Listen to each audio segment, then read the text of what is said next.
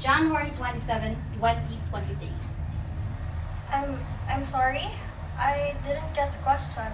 Miss Palanca, would you please tell this honorable court where were you on the night of January 27, 2023? I was at this party at Ritual, and that is a club at Piapi. I was out with my friends. We had a few drinks, and then Mr. Batumbakal, he came, and we had a few drinks. I took him to his place. So what happened when Mr. Batumbakal invited you to his place? No. I invited myself in, and he was too drunk, so I just took him to his place. And why would you offer to take him home? What is your relationship with Mr. Batumbakal? We were college friends, and we worked together at Sophie. So you were close friends with him. Is your status close friends, or is your relationship more of a romantic relationship?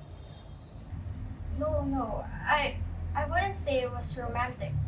We just know each other from college. So let's establish this fact. You were close friends with Mr. Batumbakal. Now, so close in fact that you would go out of your way to make sure he got home safe. So you must care for him a lot, correct? Yes, I suppose. So you took him home and went inside his apartment, correct? Yes. Now what happened when you were inside his apartment? In detail, please, Ms. Palanca.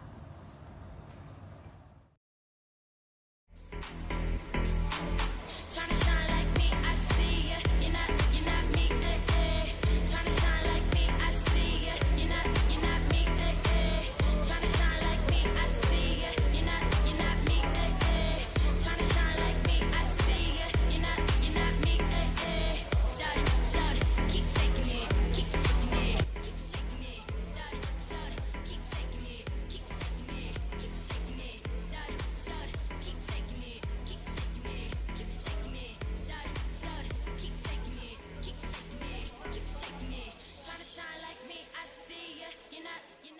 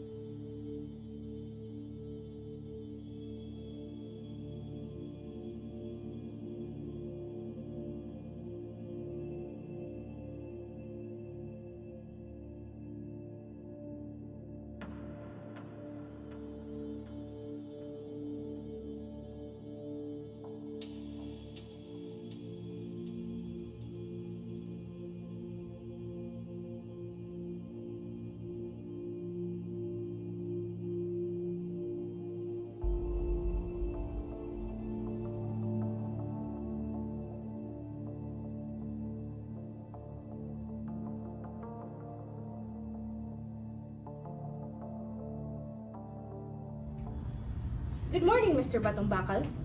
Good morning, attorney.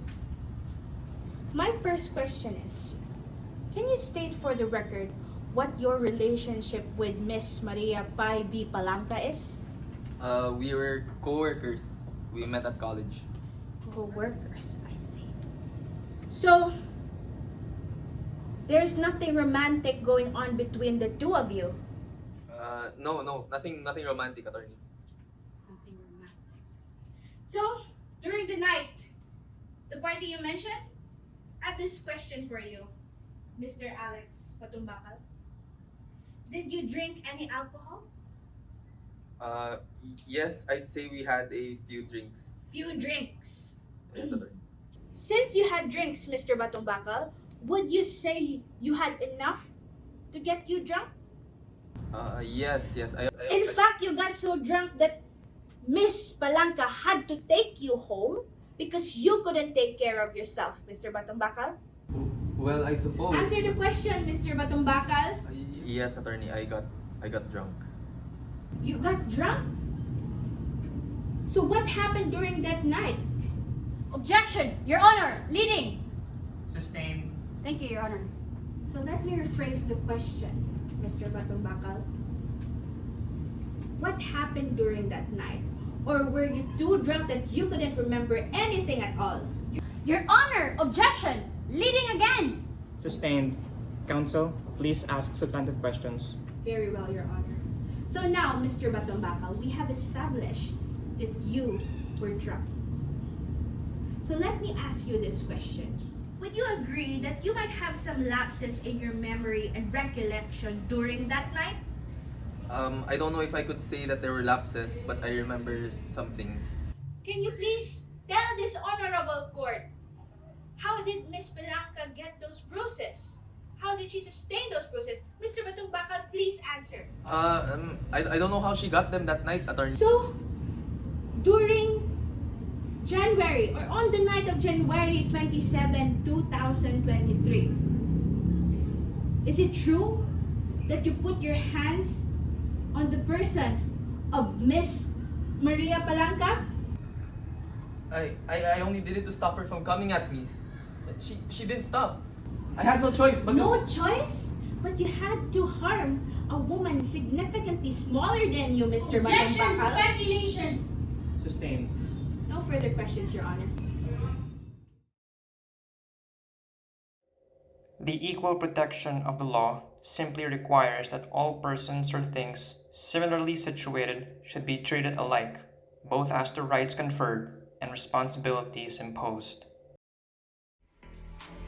Tryna shine like me, I see ya. You're not me, Tryna shine like me, I see ya. You're not me, Tryna shine like me, I see ya. You're not me, Tryna shine like me, I see ya. You're not me, Shout it, keep shaking it, keep shaking it, keep shaking it. Shout it, keep shaking it, keep shaking it, keep shaking it.